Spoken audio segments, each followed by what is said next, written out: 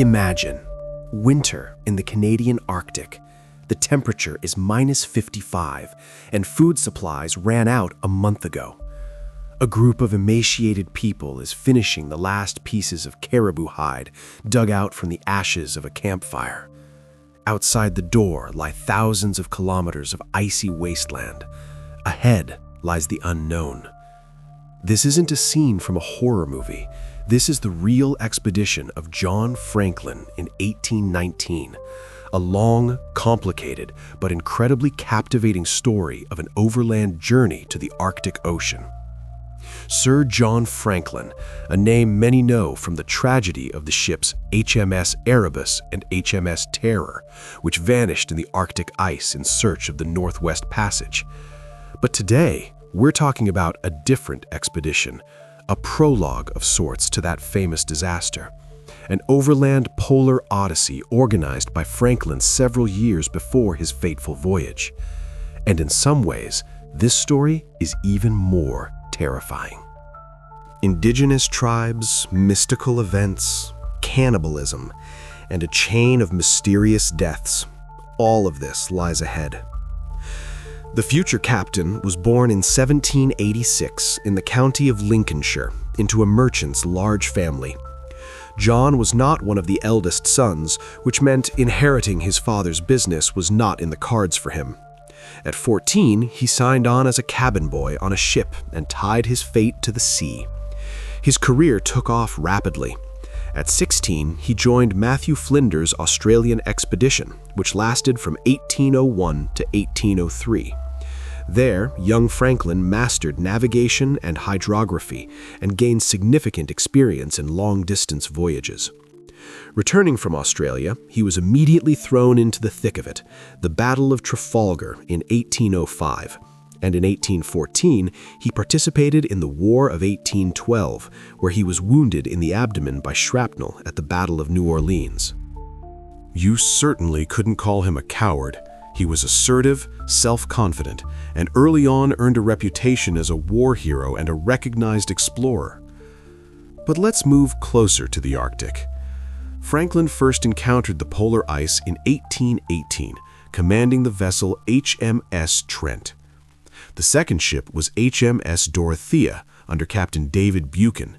He was the one leading the expedition.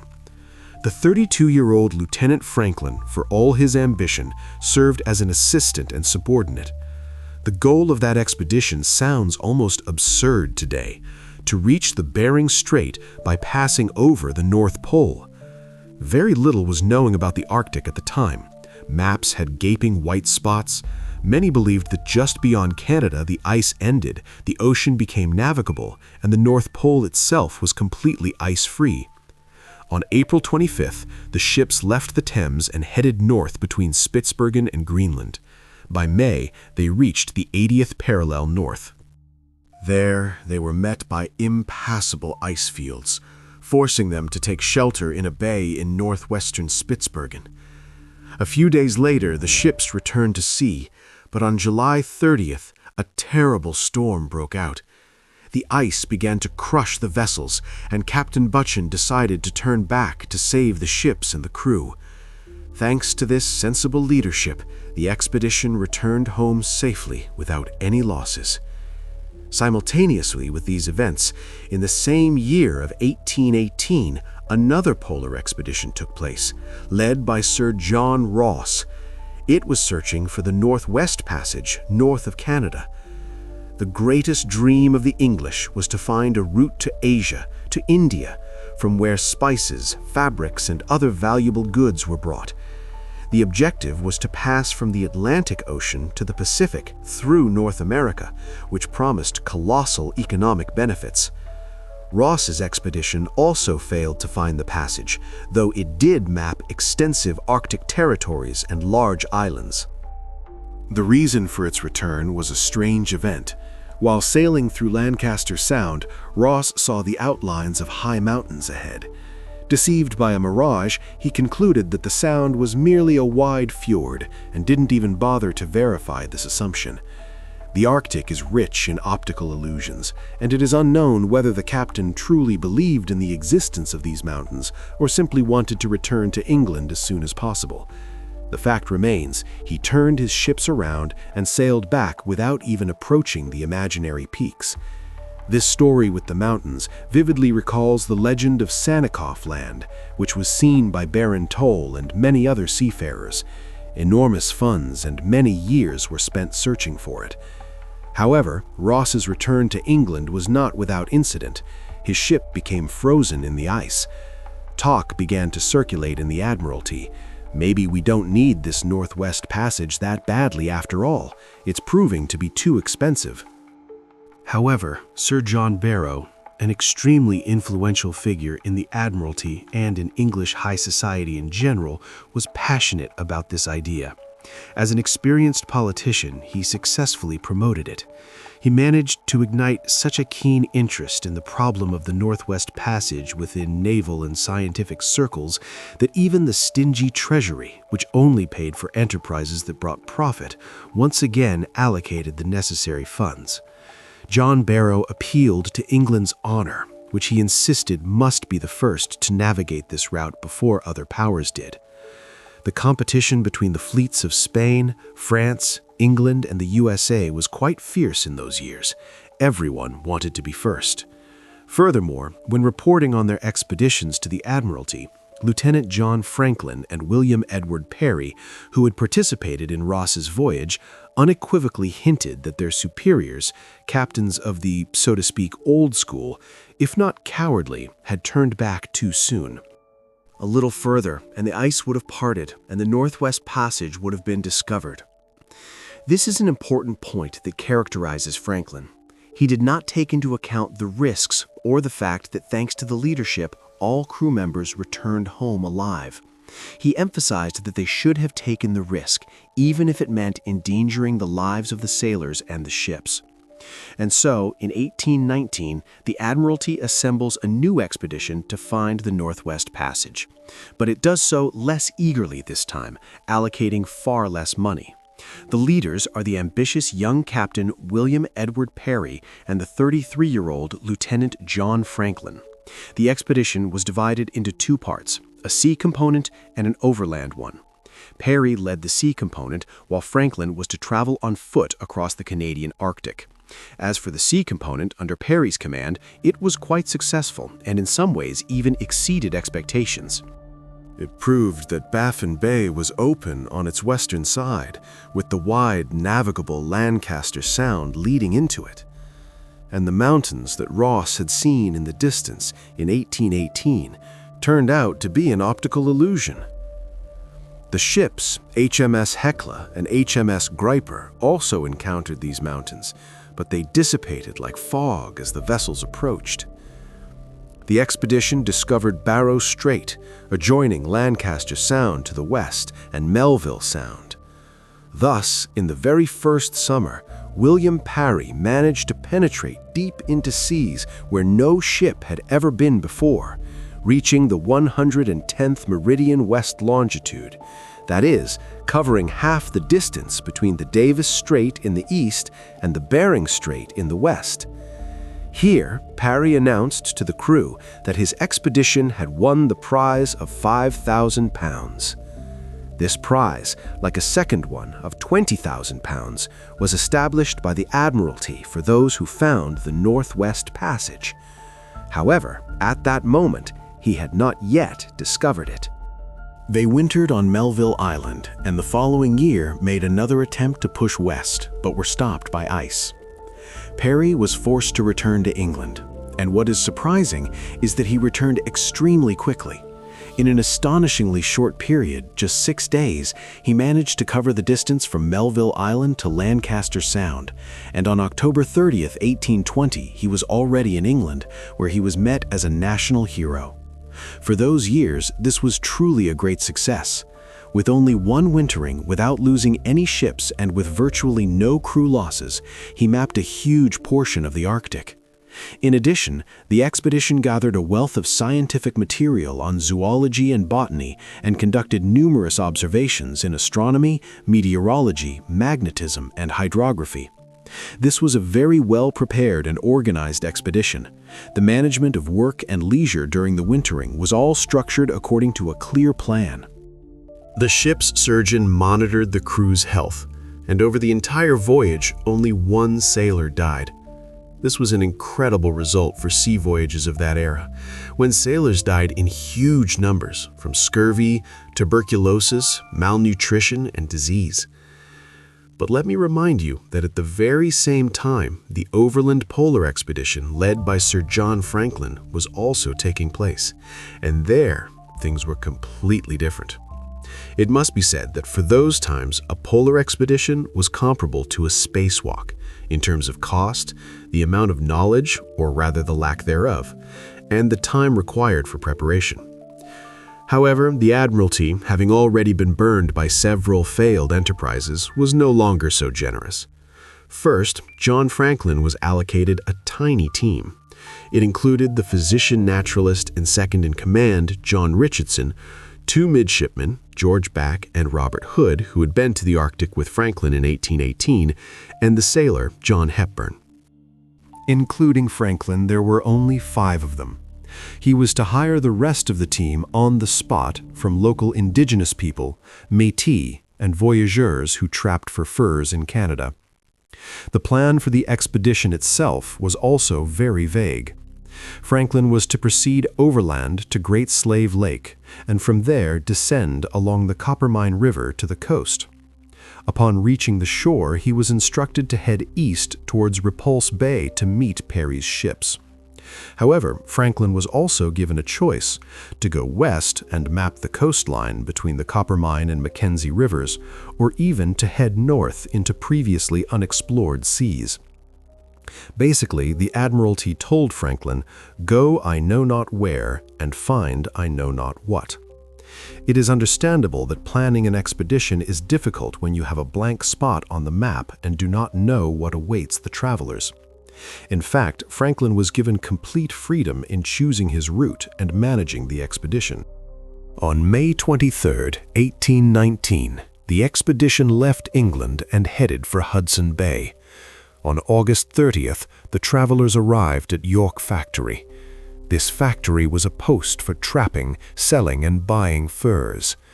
The instructions received in London prescribed using a schooner, if possible, to travel north, but this turned out to be impossible. First, there was simply no such vessel available. Second, if the expedition had taken this route directly north, it would have been unable to hire hunters and guides due to their absence on that coast.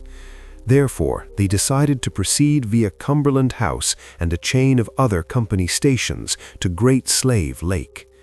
The expedition took a large sail and oar boat from the factory and set off up the Hayes River. But again, the naval captain was clearly unprepared for this kind of river travel. The river proved to be rough, with rapids and a strong current. After traveling only 6 miles from York Factory, they had to abandon the oars and pull the boat with ropes from the shore. And ahead lay another 10 rivers and 9 lakes, often requiring them to carry all the cargo themselves, including the boats. It took them over a month to reach Cumberland House, and by some miracle, they made it before the cold set in.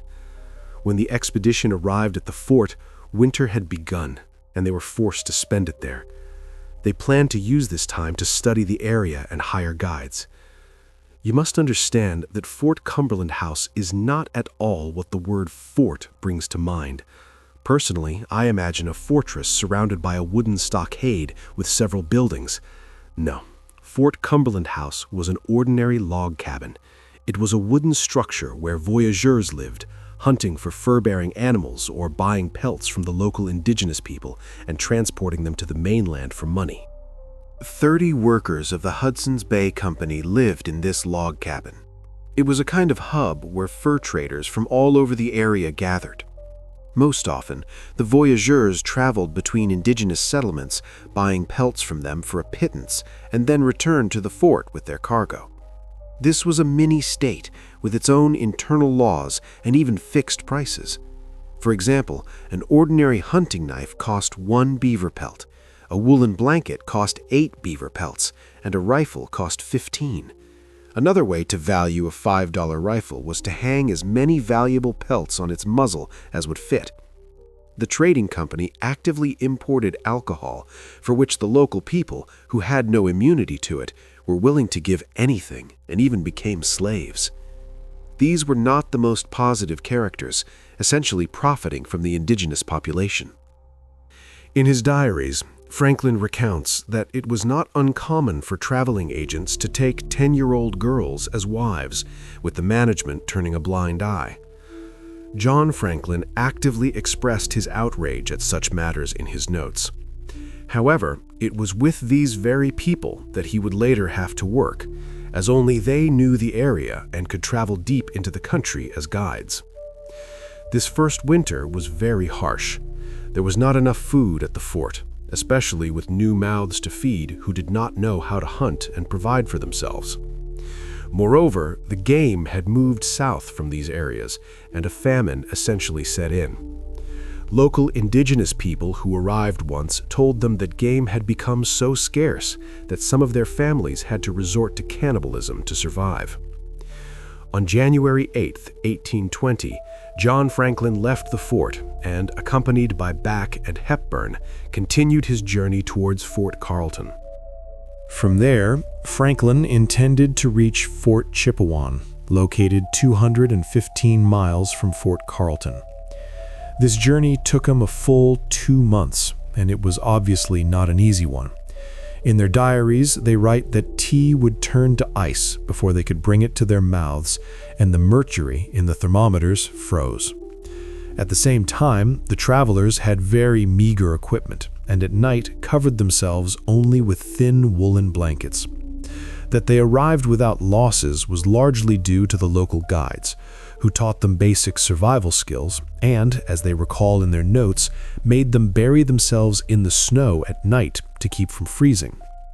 Franklin would later write in his diary, "This journey consisted of a mixture of favorable and unfavorable circumstances. If one were to weigh their sum, I suspect the latter would considerably outweigh the former." Franklin spent about 4 more months at Fort Chippewa, waiting for the arrival of Richardson and Hood.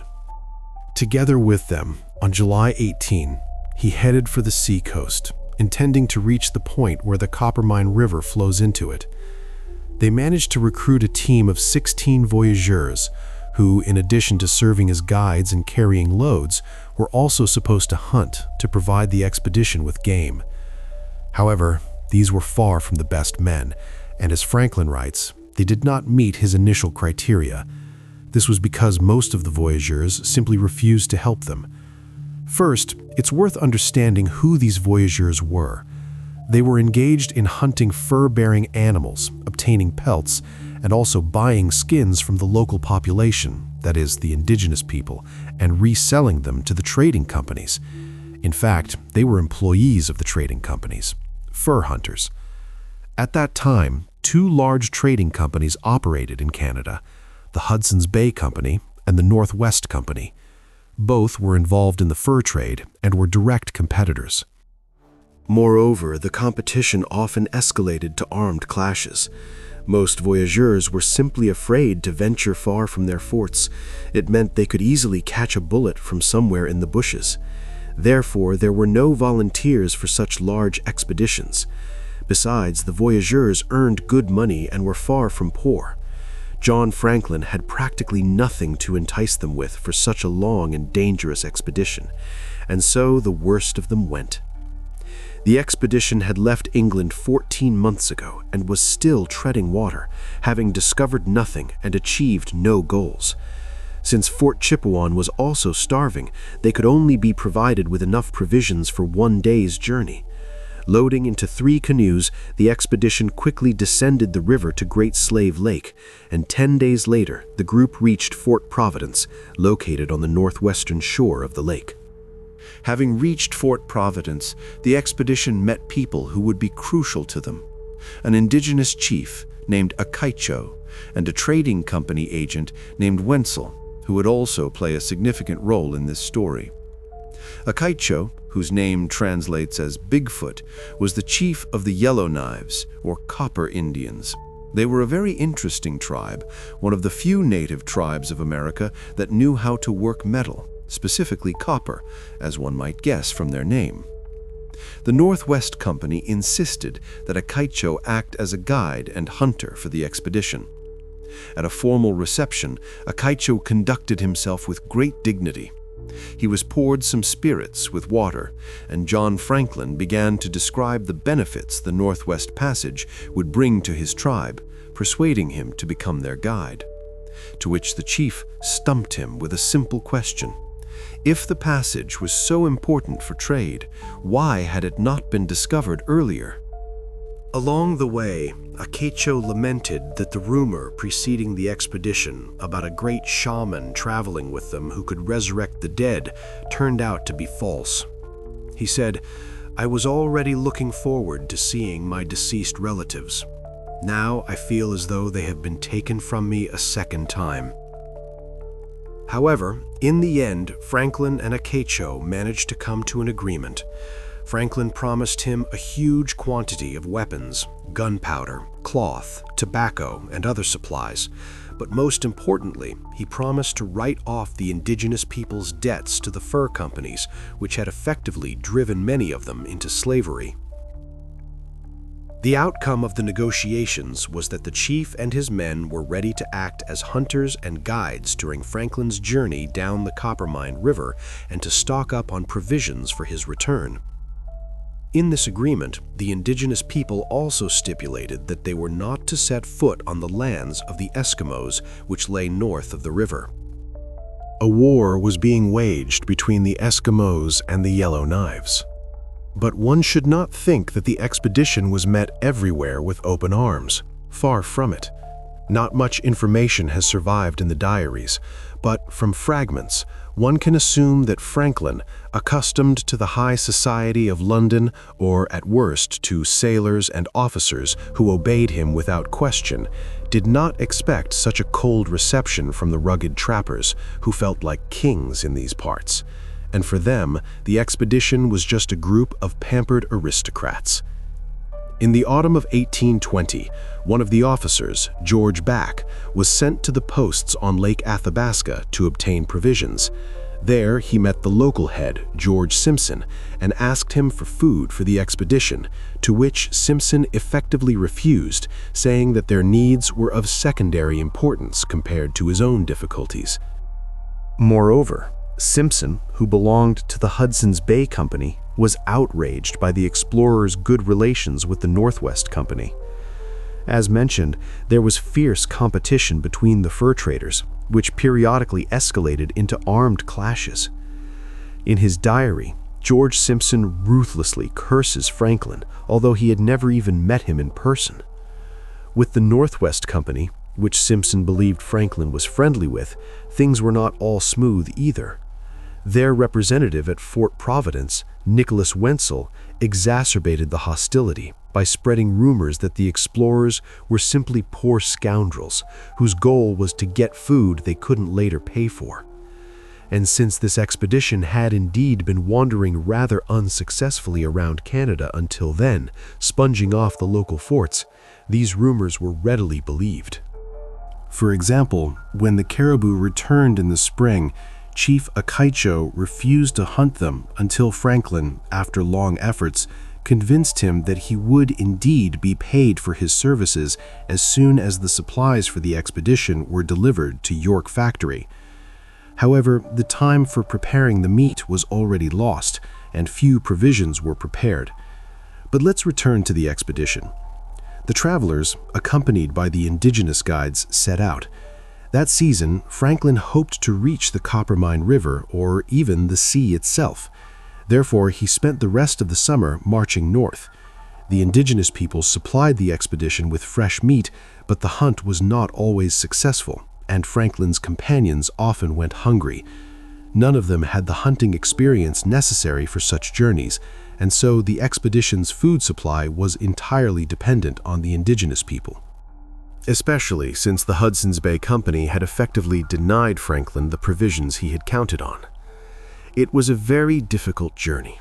The perpetually hungry men were forced to constantly portage around rapids and carry their boats over mountain passes, then return 4 or 5 times to carry the crates of cargo. It must be understood that naval officers of that era had very peculiar ideas about teamwork. Corporal punishment was widely practiced in the Navy, and an officer was king and god to a sailor. The only problem was that Franklin was not among sailors. He was among voyageurs who considered themselves quite free men. Moreover, they disliked city dwellers, especially those who tried to order them around. As a result, a mutiny was brewing in the team. Franklin threatened to use corporal punishment, and for a time the situation quieted down. It is unlikely that the voyageurs were genuinely scared. More likely, having weighed the consequences, they decided not to enter into an open conflict that could indeed threaten them with the gallows. One way or another, on August 20, the expedition decided to set up for the winter. They reached a lake that the indigenous guides considered suitable for this purpose. However, John Franklin had still not reached the Coppermine River, which he so eagerly sought. He proposed to Chief Acacio, in accordance with their agreement, to follow him lightly equipped to this river and on to the Arctic Ocean. The indigenous chief refused to accompany the Englishman, saying it was simply suicide. Franklin claimed that he was not keeping his promise. Acacio replied that first, the winter would be unusually early that year, as indicated by a number of unmistakable signs, and second, he had never supposed the expedition would move so slowly. And indeed, the indigenous people, moving lightly and portaging their canoes from one river to another, were forced to wait for long periods while the white men lugged their heavy crates and bundles. In the end, John Franklin was forced to accept the indigenous chief's offer and stop for the winter on the shore of a lake, where he built several huts and named the place Fort Enterprise. But apparently, the Coppermine River held a great allure for Franklin, and as soon as the main work at the fort was finished, on September 9, he set off on foot to that river, together with Richardson, Hepburn, and a few indigenous guides. The journey was difficult, as the terrain was very rugged, a strong wind was blowing and snow was falling. Stopping for the night, the travelers would warm themselves by the fire for a long time before falling asleep. They were amazed by the indigenous people, who would take off all their clothes before sleeping, and then, after warming themselves a little by the fire, would wrap themselves in their clothes and fall asleep instantly. After a few days, John Franklin finally reached the coveted river, which carried its waters to the Arctic Ocean. It turned out that the river was deep in its channel, and that many pine trees grew all around. Both of these circumstances were very pleasant for the travelers, who planned to descend this river to the sea the following year. Having finished the reconnaissance, Franklin hastily turned back, as all their provisions had been eaten to the last crumb. Lieutenant Franklin returned to the fort on September 15th, and the expedition settled in for the winter. Here, perhaps, we can draw an interim conclusion. Over the summer of 1820, Franklin's expedition had traveled just over 1,000 kilometers. This was catastrophically little. They were practically treading water, had discovered nothing, and in fact were not justifying the funds spent on the expedition. The winter at Fort Enterprise was as bad as it could be. Messengers sent for provisions to the trading companies returned empty-handed. Each company preferred that their competitors feed the woeful travelers. In the end, only the indigenous people under Acaicho's leadership procured food. But game was scarce due to the severe cold. The caribou had gone south. And despite the fact that the indigenous hunters procured 550 kilograms of meat in total, there was still not enough food due to the high physical exertion. Finally, when the expedition was on the brink of starvation, George Back was sent back to Fort Providence to spur the trading company into some kind of action and to obtain provisions. Often using only a single blanket as shelter and at a temperature of minus 55 degrees Celsius, he returned, as Franklin writes, with supplies to meet the expedition's most urgent needs. When George Back returned from his extremely difficult winter journey, he reported that of the 10 crates the Hudson's Bay Company had sent for the expedition, 5 had been illegally detained somewhere along the way. To put it simply, half of the valuable cargo sent for the expedition had been stolen. Famine began, followed by conflicts, which in turn led to renewed unrest. The voyageurs, led by 2 interpreters, Pierre Saint-Germain and Jean-Baptiste Adam, rebelled again. This time, Lieutenant Franklin's threats had no effect. Saint-Germain and Adam argued that staying in this place was certain death, and therefore the threat of execution for mutiny could only make them laugh. One of the locals, Willard Wenzel, a representative of the Northwest Company, was eventually able to restore a shaky truce. Observing these events, the indigenous chief Akaicho also managed to realize that if not all the white men unquestioningly obeyed the will of the expedition leader, then he, as the chief of a large indigenous tribe, should also conduct himself with greater independence. As a result, instances of misunderstanding during negotiations between the indigenous people and the expedition became more frequent. But the Englishmen, who it would seem should have united and stuck together in such a difficult situation, also added to the problems. Chief Akaicho was accompanying the expedition with a large contingent from his tribe. While the men hunted, the women prepared food and sewed clothes for the expedition. In fact, John Franklin was accompanied by a small indigenous tribe. Among these people was an indigenous girl named Greenstocking. It was she who became the apple of discord among the Englishmen. 2 midshipmen, George Back and Robert Hood, fell in love with her at the same time. And the outcome of this love triangle, as was proper for English officers of that era, was a duel. They decided to shoot it out over the beautiful indigenous lady. However, this duel was called off. The sailor, John Hepburn, had unloaded their rifles in advance. And then, to avoid further trouble, Back was sent to Fort Chipewyan, a journey of 1,100 miles, for provisions. During this time, Hood became the father of the girl's child. The expedition spent 10 long and hungry months at Fort Enterprise.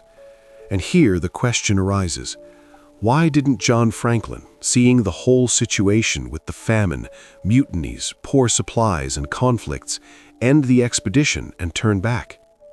He could have, after a few difficult journeys, but with a high probability of no losses, reached people, boarded a ship, and soon been in England. This question characterizes Franklin very well, and is a kind of precursor to the subsequent tragedy of the Erebus and Terror. Yes, in London he was given no instructions on when he could abort the expedition. However, this did not stop John Ross from turning back and feeling quite comfortable afterward in England. But John Franklin did not make such decisions, especially since, as we remember, when he set out on this expedition, he had actively criticized Ross, who had allegedly lost his nerve and fallen just short of the goal.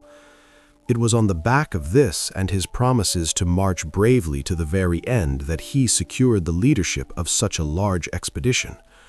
After all these promises, returning to England having traveled only a few hundred kilometers through relatively known territory, having discovered nothing, was fraught with the end of his career and the loss of his honor. And the institution of honor and reputation in England of that era was held in very high esteem. For a gentleman, the loss of honor and reputation was often more terrifying than the loss of life. But let's return to the description of life in Franklin's winter camp during the winter of 1820-1821. Here is what he writes in his diary. Our diet consisted almost exclusively of caribou meat. To this was added fish twice a week, very rarely a little flour. There were no vegetables at all. On Sundays, we drank a cup of chocolate in the morning, but our main treat was tea, which we drank twice a day. From caribou fat and strips of cloth torn from our shirts, we learned to make candles, and Hepburn learned to make soap from a mixture of fat, ash, and salt. The severe frost caused us great loss. The trees were frozen solid, and chopping them became very difficult, resulting in several broken axes. In the end, only a single axe remained. It had to be given to our carpenter, who managed to keep it whole and sound until the return of our men from the fort, who brought us spare axes. In mid-January, a party of porters sent to Fort Providence for food and hunting supplies returned. At the end of that month, 2 Eskimos named Augustus and Junius arrived at the expedition's camp, accompanied by Wenzel. One of them, named Augustus, spoke English. His services, not so much as an interpreter, but as a hunter and a loyal member of the expedition, were invaluable. Everyone awaited the arrival of spring and the return of the caribou, but this did not happen in March or April. The indigenous hunters brought less and less game. A full-blown famine began in the fort, even among the indigenous people. By the end of April, the food situation became almost unbearable. But fortunately, at this time, the Eskimo Augustus returned, who had accompanied Chief Akaicho on his winter hunting trip. The Eskimo arrived with a load of meat and said that the hunting trip had been successful. The indigenous people had large stockpiles, which meant the expedition was saved. In May, it warmed up considerably, and John Franklin began to worry about missing the best time to continue the journey. On May 21, it became known at Fort Enterprise that the indigenous chief Akaicho was heading towards them to accompany the expedition on its way to the sea, in accordance with his promise. But it is clear that the rumors that John and all his men were just scoundrels, unable to pay for the services rendered to them, were hitting their mark. Akaicho began to dissuade Franklin from the journey to the sea, saying it was certain death, but the lieutenant managed to persuade him again. Franklin also settled the question of Wenzel's participation in the journey. It was decided that after arriving at the sea coast, he would leave the expedition and return with the indigenous guides. He was tasked with laying down food caches at specific points after parting with the expedition. On July 4, 1821, the expedition finally continued its journey. It was obvious that the food supplies prepared for this expedition were clearly insufficient, but Franklin still believed that he could obtain food by hunting or buying it from the Inuit. On this route, he planned to explore the areas east of the Coppermine River's mouth, hoping to meet Perry's ships or reach Repulse Bay, where he hoped to replenish his supplies from the local Eskimos and return to York Factory via Hudson Bay. If Perry could not arrive, or if for some reason Franklin's group did not reach Repulse Bay, they would have to change their route and, if possible, return to Fort Enterprise through the unexplored barren lands east of the river. More than a month passed before the expedition reached the mouth of the Coppermine.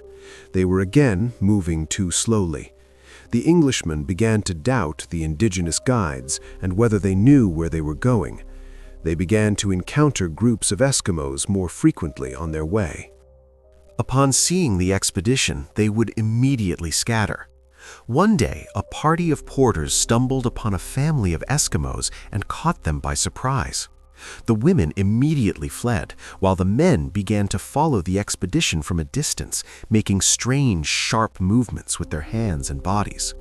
One old Eskimo lingered, and Augustus hurried towards him, wishing to explain himself. The old man, certain that his last hour had come, threw a spear at his enemy. Augustus easily deflected the helpless blow and addressed the old man in the Eskimo language. They managed to understand each other despite their different dialects. The old man's name was Teraganauk, which means white fox. He shared a lot of useful information about the area and places where game could be found. The groups of Eskimos became more numerous and began to cause anxiety among the indigenous guides. I remind you that at that moment they were at war with the Eskimos and on their land. Chief Akaicho began to realize that he would lead Franklin to the sea, who would then board his ships and sail away, while he and his tribe would have to return through Eskimo lands, where they would most likely be slaughtered. Therefore, Akaicho told Franklin that he would leave him 10 kilometers from the sea and depart, promising to hunt game on his way back and set up food caches. Lieutenant Franklin did not try to hold him back. He attached great importance to establishing good relations with the Eskimos and looked forward to meeting them soon. And by that time, the indigenous people had apparently already disappointed him. He had expected them to be better hunters, better guides, and generally less trouble. So he let Akaicho go without much protest, expecting that he would now meet the Eskimos, buy a lot of food from them, hire guides, and then his expedition would proceed as it should. When the Eskimo huts and their inhabitants became more frequent, Franklin made an attempt to contact them. For this purpose, Augustus and Junius, dressed in their national costumes, went ashore. Rightly fearing that the Eskimos might be frightened by an encounter with their enemies, the indigenous people, Franklin ordered them to stay away. But Akaicho would not agree under any circumstances to remain alone with his small party for fear of an attack. It was with difficulty that they persuaded Akaicho to at least move a little to the side and not show excessive curiosity. The interpreters were absent for several days. The Englishmen already thought that they had most likely been killed. However, upon their return, they reported that with great difficulty they had managed to agree with the locals on exchanging food products for various useful items that the expedition possessed. But these negotiations were ruined by the expedition itself. It turned out that several men had been watching the Eskimos from behind a hill. Noticing that they were being secretly watched, the natives immediately turned back, broke their huts as a sign of a state of war, and left. Thus, the expedition was once again left without provisions and without the guides they had hoped to hire from among the Eskimos. When they searched the Eskimo camp, they found only rotten fish, dried meat of mice, and small birds. It was obvious that the Inuit themselves were also starving. However, despite all the troubles, on July 14, the expedition finally saw the Arctic Ocean. This was an achievement. After Mackenzie and Hearn, they were the first Europeans to reach the Arctic Ocean from the mainland coast. As agreed, the indigenous guides left the expedition. Wenzel also left with them. As they parted, Franklin asked them to build caches with provisions along the way, and, most importantly, that enough dried meat be prepared at Fort Enterprise. For if he could not reach his goal, he would have to return through the barren lands and would likely starve. At their farewell, Franklin repeated several times that their survival would directly depend on the availability of food at the fort, for if there was none, they would face death by starvation. 20 men remained in the expedition, 15 local voyageurs, and only 5 Britons. Now they had to travel by sea, which again caused anxiety among the Canadian voyageurs who were used to rivers. However, they were persuaded once again. They finally got into 3 canoes and began to move east. Here is what Franklin wrote in his diary. We paddled all day, heading east along the shore, following it between the land and a continuous series of ice islands. We saw very little ice, only an ice sky was visible to the north. We noticed from the foam on the water that there was a current between the islands, but we could not determine its direction. One day, we managed to kill a very fat caribou, the likes of which we had not seen for many months. That evening, we were in extremely high spirits. We were full, and moreover, the eastward trend of the coastline and the absence of ice promised good prospects. On the 2nd of August, we got into the boats and sailed with a light, favorable wind along the coast for a full 11 hours. Further on, the shore was very rocky and turned unexpectedly to the north, forming a steep cape. A lot of floating ice had accumulated here, and there was a fear that it would block our path. However, we took the risk. Taking advantage of the calm weather, we squeezed through the narrow channels between the ice floes and safely passed through.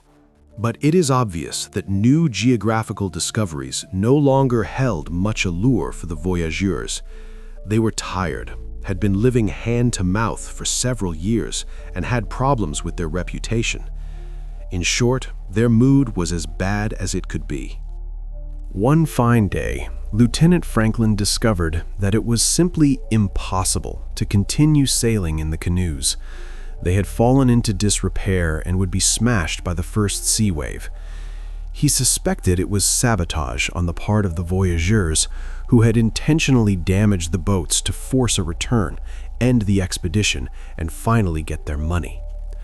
On August 22, 1821, they made a stop at a cape on the Kent Peninsula. Franklin feared that the state of the canoes, the rough sea, and the already begun winter migration of the caribou made returning to the Coppermine River simply impossible. This meant they would have to travel to the Hood River through the Barren Lands, and from there make their way to Fort Enterprise. Here is what the lieutenant wrote in his diary. The strong winds we have had to deal with for the past few days reminded me of the swift approach of winter, which we could not face in this region devoid of any fuel. Our food supply consisted of a 3-day ration of pemmican. There was no hope of replenishing it, as on the flat shore where we stood, there was no opportunity to sneak up on game. It became clear to us that we could no longer continue to move away from the trading posts, exposing ourselves to even greater danger. The expedition was in a very difficult position. Food supplies were rapidly running out. Sometimes they had to open the tins of pemmican that were stored as an emergency ration for the return journey. Of course, they sometimes managed to shoot a caribou or even a brown bear. They tried to fish, but all this was not very successful, and the men were constantly hungry. The main source of food in these parts is the caribou, which by that time had already begun its winter migration to the south. Here is an entry from Franklin's diary, made on August 28th. After we had breakfast, we were left with only 2 bags of pemmican, enough for one more meal, and a little dried meat. Our men are beginning to worry that we may find ourselves completely without food, as the caribou will leave the coast in a few days. But just as we were getting into the boats, a large bear appeared on the opposite bank, which we were fortunate enough to bring down. At the sight of its fat meat, all the men's anxiety disappeared for a short moment. Somehow, on September 25, the group finally reached the mouth of the Hood River and descended it to the first rapids. Franklin's plan was to dismantle the large sea canoes and build small, light, and nimble boats from them, which would be easy to carry between rivers, and to ascend these rivers to Fort Enterprise. Lieutenant John Franklin planned to travel light. Therefore, at this spot, he also left all the excess cargo, placing it in a conspicuous place in the hope that Eskimos would find it and treat white men better next time. In the first days of September, the frosts began and snow fell. Strong storms drove mountains of snow towards the tired travelers, forcing them to make frequent stops and rests. There was nowhere to get fuel for fires. People had to lie directly on the ground, cover themselves with blankets and sleep. They ate the last portion of pemmican, and only hunger awaited them. Exhausted people would fall from a gust of wind and often lose consciousness. I should remind you that they had not just to paddle in boats, but also frequently to carry quite substantial loads, including the boats themselves, between rivers. The hardest part was carrying the 2 canoes, which constantly fell to the ground. Finally, one of them broke completely and was used for a fire on which the remaining meat was cooked. The porter who broke this canoe had said more than once that as soon as it was his turn to carry the boat, he would certainly throw it to the ground and render it useless. Apparently, he did indeed carry out his intention. Most characteristically, this incident seemed to please the other porters, despite the fact that they all knew very well how necessary it was to have exactly 2 boats, as it could easily happen that the expedition would have to split into 2 parties to more easily find sustenance in the snow-covered tundra. The voyagers can also be understood. Each of them carried a huge load, an average of 40 kilograms, and when they signed their contracts, they were promised 3.5 kilograms of meat per day, which, to put it mildly, they were not receiving.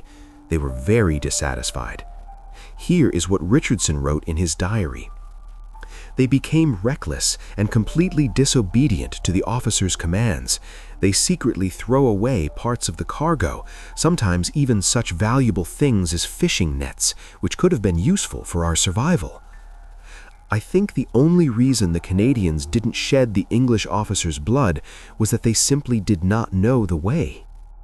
They did not know how to use a map and navigational instruments.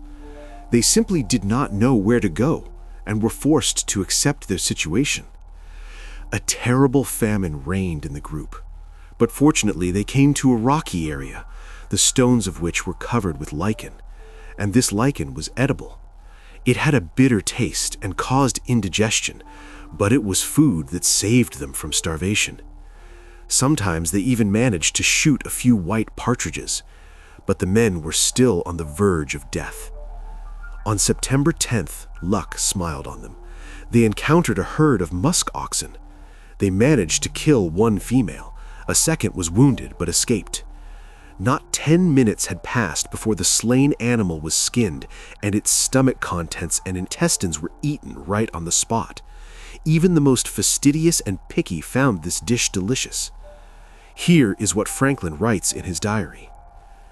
Under normal conditions, this would have lasted us a long time.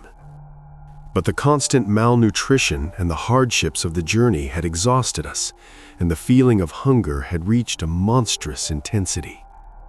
After Wenzel's departure, Hood was in charge of distributing the food, carrying out his difficult duty with exceptional conscientiousness. Hood always left himself the smallest portion, but the meagerness of the rations issued caused discontent among the Canadians. There were also noted cases of meat theft from their own comrades, which under those conditions constituted a most heinous crime. The game soon ran out, and they had to subsist only on lichens and pieces of their leather boots. On September 26th, they finally reached the Coppermine River, which they could have used to float almost all the way to Fort Enterprise. However, they had nothing to float on. The last canoe had become unusable.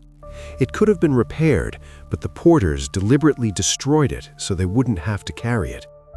They stood before the raging river, which they needed to cross, at least to the opposite bank. From Richardson's journal entry.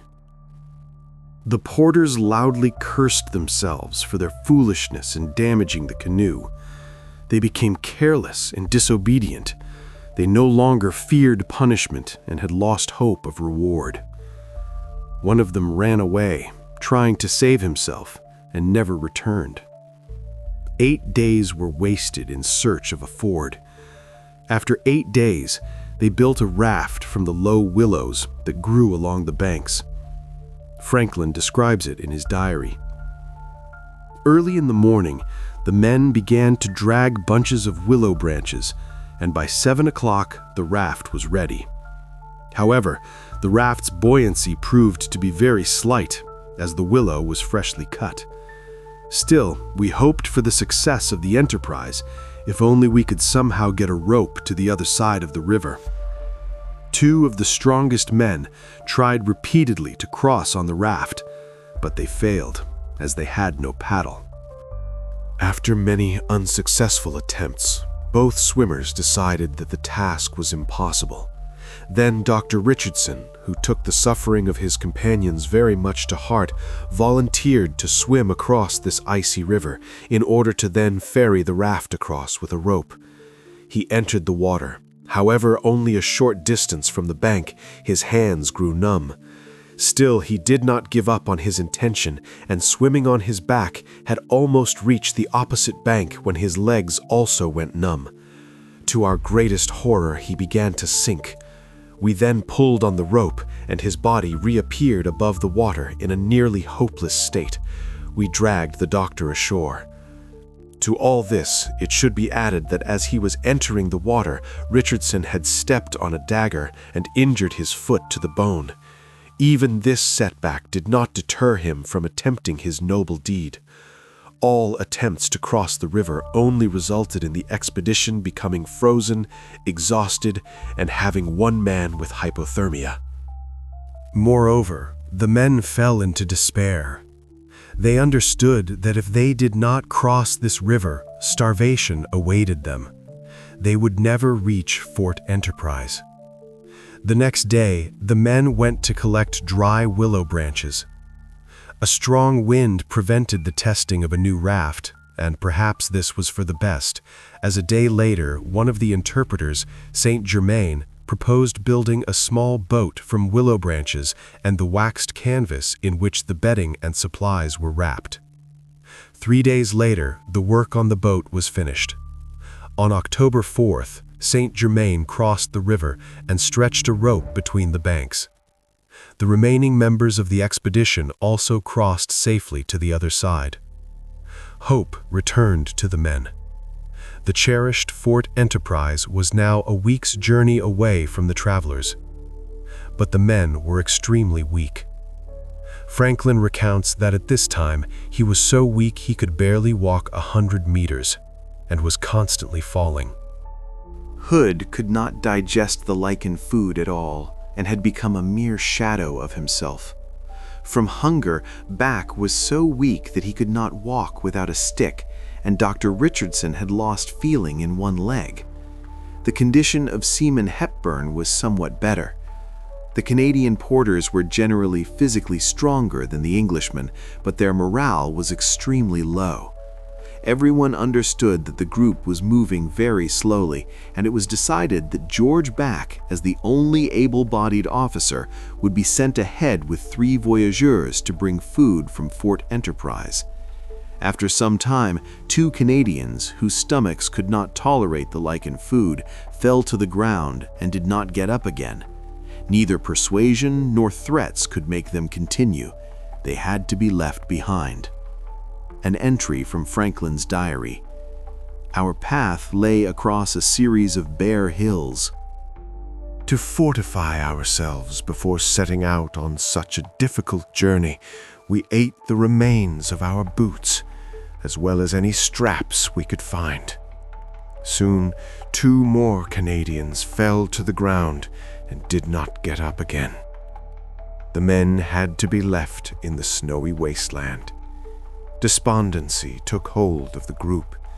The men were in complete despair and dying of weakness and hunger. A while later, a completely exhausted Hood also proposed to stay behind with Dr. Richardson at the first spot that had enough fuel and a 10-day supply of lichens. As an argument for this plan, he cited not only his own pitiful condition, but also the possibility of giving aid to the Canadians who had fallen behind, should they find the strength to drag themselves along the main party's tracks. They stumbled upon a cluster of rocky boulders where many lichens grew, and there was a whole grove of low-growing willows. Here, Hood, Dr. Richardson, and Seaman Hepburn, who had volunteered to stay with them, remained. It was announced to the others that anyone who wished could also join them. However, no one did. Only the Indian Michel hesitated a little in his decision. On the evening of the very next day, Michel and another Canadian declared that they were unable to go on, and insistently asked for permission to return to their comrades who had stayed behind. In the end, Lieutenant Franklin let them go. In doing so, Lieutenant Franklin instructed them to inform Richardson and Hood that there was a pine grove not far from their camp where there was more fuel and better shelter from the cold wind. A day later, 2 more completely exhausted porters were forced to abandon the journey. They tried to persuade them to go on, but one of them, after just 10 minutes, tearfully declared that he had no more strength, and the second, after walking for several hours, finally exhausted, sank to the ground and did not get up again. The party had to go on without them. Only 5 men remained from the main expedition party: Franklin, the Indian interpreter, and 3 Canadians. And finally, the lieutenant recognizes familiar terrain. They were very close to Fort Enterprise. There were the log cabins, and that meant salvation. For inside, there should be food that the Indians in Wenzel were supposed to have prepared for the expedition's return. But when the travelers opened the creaking door of the fort, they were seized with horror. Here is what Franklin writes about it in his diary. Hope and fear alternated within us at the thought of what awaited us, and while on the march we usually encouraged ourselves with the thought of the fort and the supplies there, we now found, to our inexpressible chagrin, everything in a state of utter desolation. We saw no provisions in the storehouse, no traces of the Indians, nor any letter from Wenzel indicating their whereabouts. The only thing they found was a note from George Back, left 2 days earlier. In this note, he writes that he is setting off in search of the Indians, and if he fails, he will head to Fort Providence for help. I should remind you that this is an incredibly difficult journey across the winter Canadian Arctic. At the end of the note, Back writes that most likely this endeavor would not succeed and they would die on the way. He bids Franklin farewell. The usually optimistic Franklin wrote that his strength was rapidly leaving him. None of them had eaten meat for 4 weeks. In their desperate situation, Franklin and his companions remembered that several deer hides had been thrown out here before they set off on the journey to the sea. They found these hides, dug them out of the ashes and cinders of long-extinguished fires, along with the bones of killed deer. For a little while longer, they could postpone their starvation. Mixed with lichens, burnt bone was more easily digested, whereas on its own, it caused sores on the lips and in the throat. During one of these meals, the fort's door opens and the Eskimo, Augustus, walked in. He had left the expedition long ago and was considered missing. He looked much better than the dying men because he knew how to hunt in the Arctic and accordingly procured food for himself. Hope returned to the men. They thought that Augustus would hunt for them and they could hold out until help arrived. 3 days later in the fort, its doors swung open again and one of the Canadians appeared on the threshold. George Back had sent him to ask Franklin how he should proceed. The voyageur's condition was so terrible that he could not speak. His clothes were a solid shell of ice as he had fallen into the water on the way to the fort. It took him 4 days to regain some of his strength. After sending this messenger back to Back, Franklin himself began to prepare for the journey to Fort Providence. However, immediately after leaving the fort, it became obvious that the men were so weak they could not walk. With superhuman effort, they forced themselves to move their legs. They walked 4 miles like this. Then all lay down together, huddled closely, and tried to keep warm. The next morning, the weather was good. However, the travelers had not gained any strength. In addition, John Franklin got his snowshoes stuck between some rocks and broke it. So as not to delay the others, he decided to return to the fort. Upon arriving at the fort, Franklin found a sad scene. One of the Canadians was lying flat out next to the Indian, and all the work of gathering firewood and preparing food was being done by Augustus. Franklin's return was a salvation, as he began to help them with the chores. Franklin prepared food from old hides, while the Canadian carried firewood and broke bones, and the 2 men lying on the floor wept incessantly. Thus, the expedition had split into 3 separate groups. There was Franklin's group, located at Fort Enterprise. There was Back's group, which had gone for help to Fort Providence. And there was the group of Hood, Richardson, Hepburn, and the exhausted voyageurs who had stopped in the tundra before reaching the fort. It would seem that the last group was doomed to perish and that no events could occur there. But no, the main and most interesting events unfolded right there. As we remember, this group included Hood, Dr. Richardson, and Seaman Hepburn, who had volunteered to care for them. After some time, 4 voyageurs separate from Franklin's group, which had gone ahead, saying they have no more strength to go on and will return to the Englishmen's camp to wait for death with them in the tundra. These were 4 fur trappers, Michel, Rochat, Jean-Baptiste Longier, and men named Pera and Fontano. However, only Michel reached the camp. He brought a letter from Franklin, which stated that he was sending these 4 men to them, and also that there was a pine grove nearby where it would be more convenient to take shelter from the wind.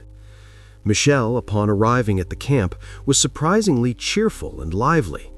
It turns out he had taken 4 days to walk 6 kilometers, which surprised the Englishman. To questions about where his companions, whom Franklin mentioned in the letter, were, he answered rather confusingly. That was why he had taken so long, and later he had lost sight of his comrades and never saw them again. And of course, all this seemed very strange. However, Michel had brought an incredible treasure with him, a hare and a ptarmigan. The men, dying of starvation, immediately forgot all their questions. However, Michel's behavior was truly strange. He periodically disappeared from the camp and refused to eat lichen, and when asked about the hunt he supposedly went on, he replied, "There are no animals here. You would be better off killing and eating me." The group began to move to the pine grove that Franklin had discovered. Here is what Richardson writes in his diary. "We did not then pay attention to the strange circumstance that Michel, who was our guide, could not have known the way to the grove so precisely if it were true that he had wandered for so long to find us. The exhausted men decided to spend the night in their old camp and move to the pine grove in the morning. However, Michel said he wanted to spend the night under the pines that very day, asked for an axe, and promised to return for them in the morning. When morning came, Michel, as I think you have already guessed, did not appear. After waiting for him until noon, all 3 travelers headed for the grove, but Michel was not there either. Only at dusk did he return and say that he had chased deer for a long time in vain, and instead had accidentally stumbled upon a wolf, which apparently had been killed by deer with their antlers. This story sounded rather strange, but at the same time, Michel brought a bag of meat, which the travelers fell upon with incredible appetite. The realization came later. Here is what Richardson writes in his diary. "We later understood, thanks to circumstances I would prefer to avoid recounting, that these were pieces of the corpse of one of the Canadians. A very crucial point. Did Michel kill these men, or did he find their bodies in the snow? Apparently, he killed the first Canadian shortly after they left the camp, and when the second porter came to the scene of the murder, he dealt with him as well and took his rifle. And then it was the turn of the last of their group." And the fact that Michel had equipped himself with a heavy axe, although porters tried to throw away anything heavy, also indicates that he was planning to chop frozen meat, as a regular knife is sufficient for butchering fresh game. Every day Michel would go off, supposedly to hunt. However, he brought no game, did not eat lichen, yet his strength seemed to increase with each day. On October 20th, Richardson, as usual, went to gather lichen. Hepburn was chopping a tree near the tent, and Hood was sitting in front of it by the fire. Here is how Richardson later recalled it. "I had not yet gone far from the tent when I heard a shot, and then a frightened voice calling me, 'Hepburn.' Approaching the tent, I saw poor Hood. He was lying dead near the fire. His forehead seemed to have been pierced by a bullet. The thought struck me like lightning that the unfortunate man, in a fit of despair, had decided to kill himself. However, Michelle's strange behavior led me to other thoughts. Upon examining the body, I saw that the shot had been fired from behind. The muzzle of the rifle lay next to the dead man's head. The rifle was of the longest type that Indians have, and for such a wound to occur, it would have been necessary for someone else to place it in such a position. When I questioned Michel about the circumstances of the incident, he answered that Hood had sent him to the tent for a short rifle, when suddenly the long rifle fired. He could not explain whether the shot was intentional or accidental. During this conversation with me, he held the short rifle in his hands. Later, Hepburn told me that before the shot, Hood and Michel had been talking loudly and angrily with each other. Michel was armed and, moreover, felt much better than the starving men, and he would have had no problem taking them both down. Therefore, Richardson and Hepburn, without colluding, pretend to believe Michel that it was a suicide. However, Michel was in no hurry to let the weapon out of his hands. Moreover, he tried not to leave them alone so they could not discuss what had happened.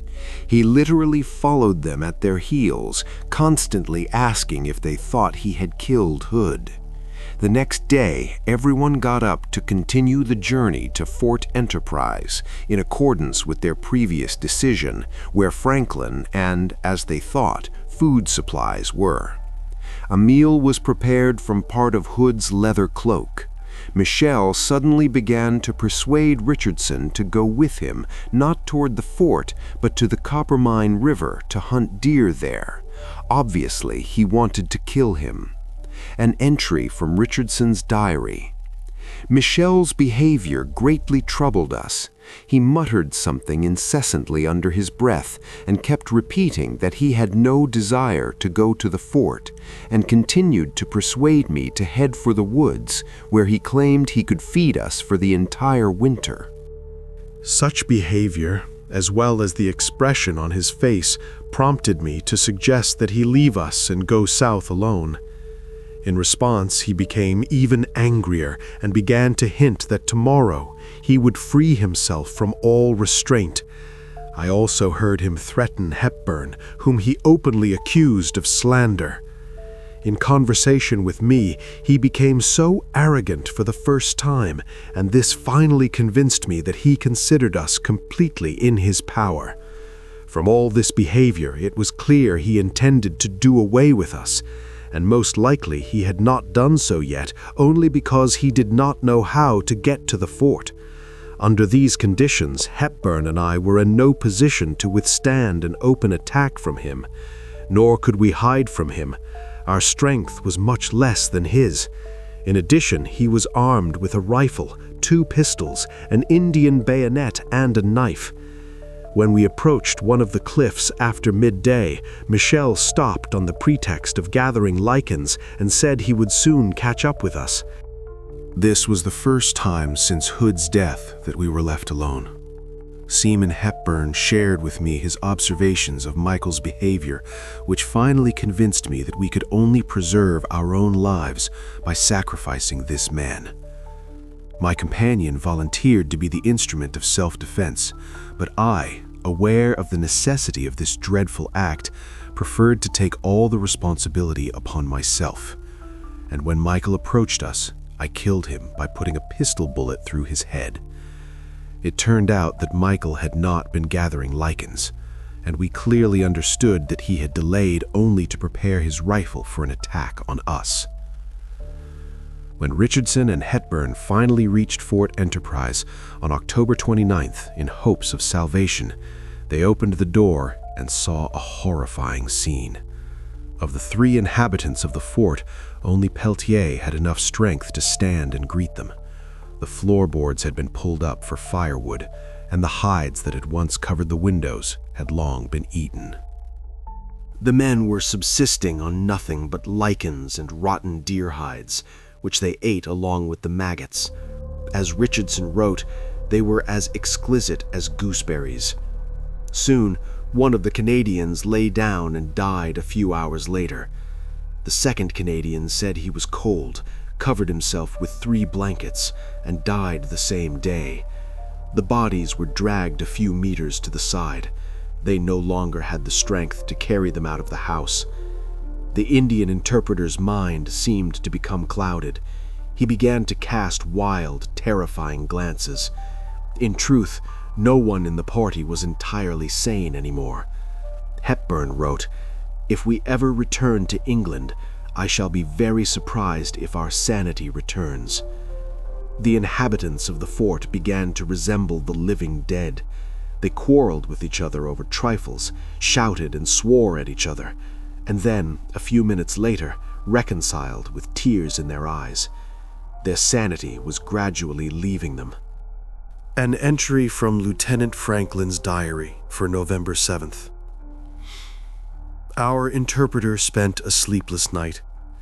He was tormented by visions of approaching death, which we tried in vain to drive away.